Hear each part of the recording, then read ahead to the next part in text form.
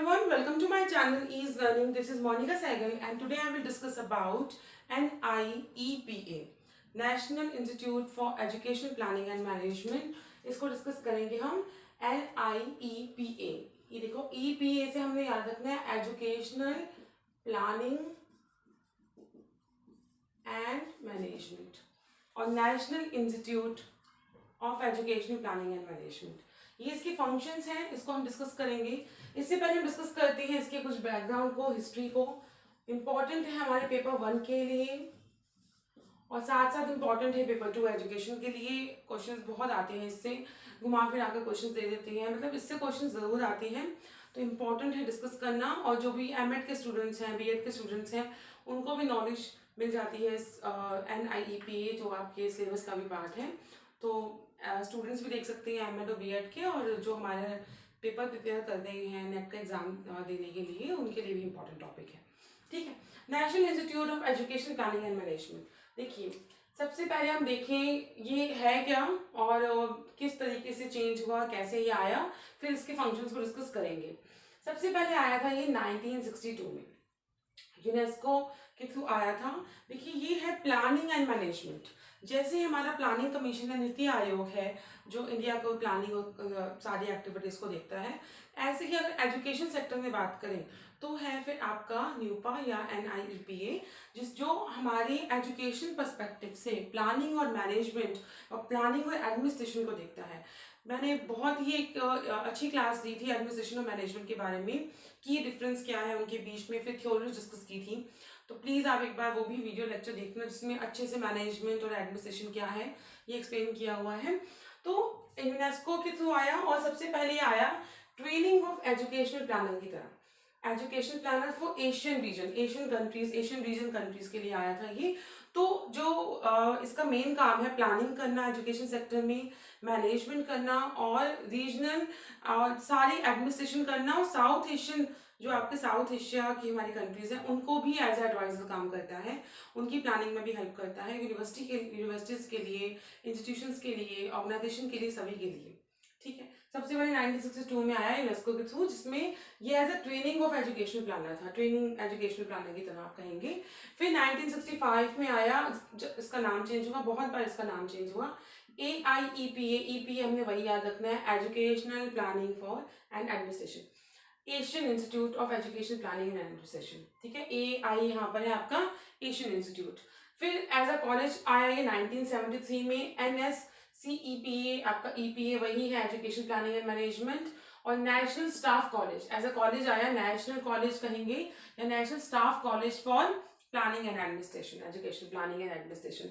Education sector में planning और administration करना, न्यू आइडियाज देना, इंफॉर्मेशन देना और एक प्रॉपर प्लानिंग के साथ एजुकेशन के सेक्टर में काम करना, उसके लिए ये है.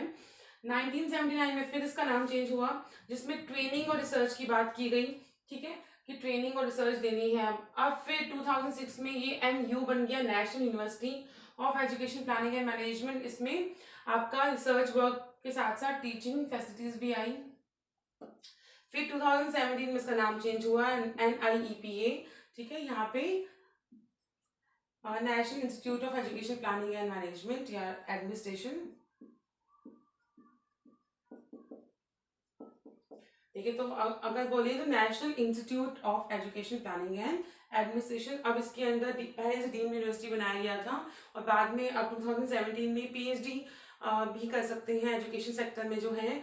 और जो डिग्री कोर्सेज हैं, पोस्ट ग्रेजुएट डिग्री कोर्सेज हैं, वहाँ तक आपको डिग्रीज मिल सकती हैं. तो बहुत ही इंपॉर्टेंट रोल है इसका.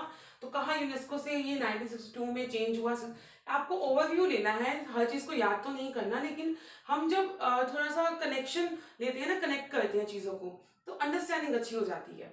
ठीक है, कि शुरू में एज ए एजुकेशन प्लानर था, फिर एशियन रीजन्स के लिए था, फिर एज अ कॉलेज बना, फिर उसके बाद रिसर्च आया, रिसर्च के बाद आपका यूनिवर्सिटी बन गया, यूनिवर्सिटी के बाद फाइनली 2017 में national institute of education planning and administration की तरह इसने काम करना शुरू किया. ठीक है. चलिए, अब देखते हैं इसके फंक्शंस को और फिर कुछ की एलिमेंट्स को हम देखेंगे. फंक्शंस देखें तो it provides pre service and in service training program. ये प्रोवाइड करता है pre service and in service training program in the area of education planning and administration. ठीक है. एजुकेशनल प्लानिंग एंड एडमिनिस्ट्रेशन में in service during your job, और pre service आप जब job से पहले कुछ स्किल्स इम्पार्ट करते हैं अपने अंदर, उसके लिए प्रोफेशनल कोर्सेज करते हैं, उसे आप कहेंगे pre service before your job. Promotes and coordinates research in various aspects in education planning and administration. Research aspects को बहुत से डिसिप्लिन में प्रमोट करना, कोऑर्डिनेट करना, ठीक है, ये इसका मेन काम था। रिसर्च में भी empirical research based on experience, उस पर काम किया। अकेडमिक एंड प्रोफेशनल गाइडेंस, वैसे तो बहुत सारे फंक्शन हैं, सिर्फ एग्जाम पॉइंट ऑफ व्यू से इंपॉर्टेंट क्या है आप जस्ट गो थ्रू हो पाए कि क्या क्या चीज़ें आपके लिए इंपॉर्टेंट है, उन्हीं को मैं डिस्कस कर रही हूँ। Academic and professional guidance to agencies and institution. जो एजेंसीज और इंस्टीट्यूशन है उन्हें गाइडेंस की रिक्वायरमेंट होती है, जैसे स्टूडेंट्स को गाइडेंस चाहिए होती है थ्रू टीचर्स, ऐसे ही एजेंसीज और इंस्टीट्यूशंस को, यूनिवर्सिटीज को एक गाइडेंस की रिक्वायरमेंट होती है जो प्रोवाइड करता है NIEP। ठीक है, प्रेजेंट इसका नाम है NIEP।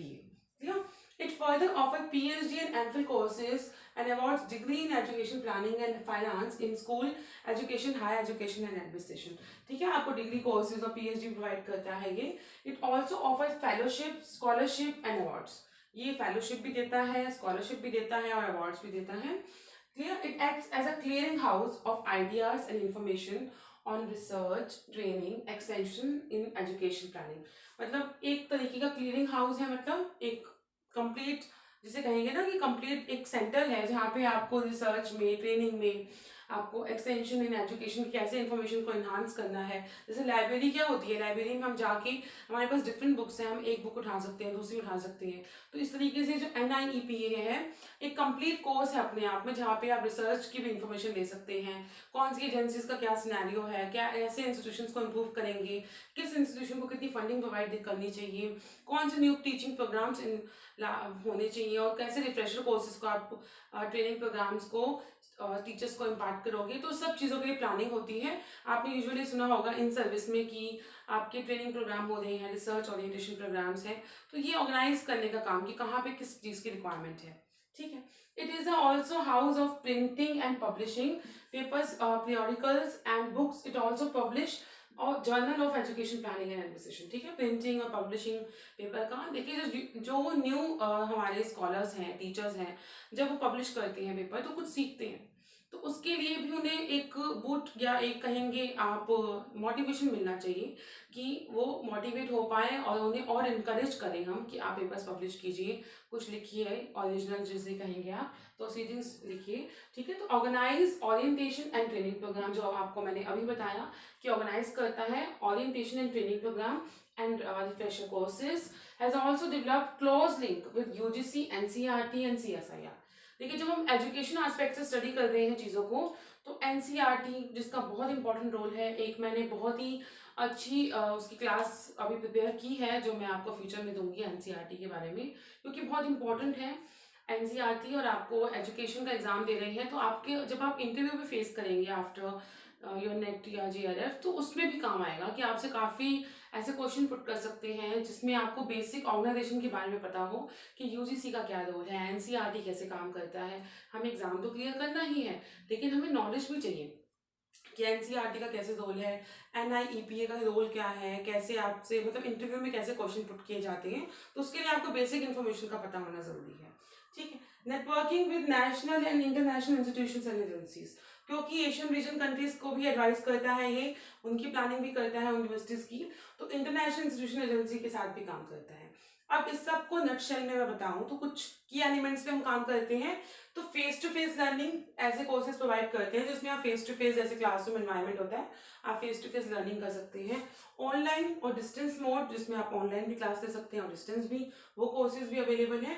Blended learning, mixture of both, जिसमें आप वीडियो कॉल्स के थ्रू ऑनलाइन और फेस टू फेस दोनों का मिक्सचर आप कहेंगे, जिसे हम ब्लेंडेड लर्निंग कहते हैं। ठीक है, अब इसके की एलिमेंट्स को अगर हम देखें तो रिसर्च एस्पेक्ट्स में, टीचिंग में, डेवलप ट्रेनिंग मॉडल्स, नेटवर्किंग में, policy support, training, planning and management and consultation, ये सारा काम किसका है, NIEPA का।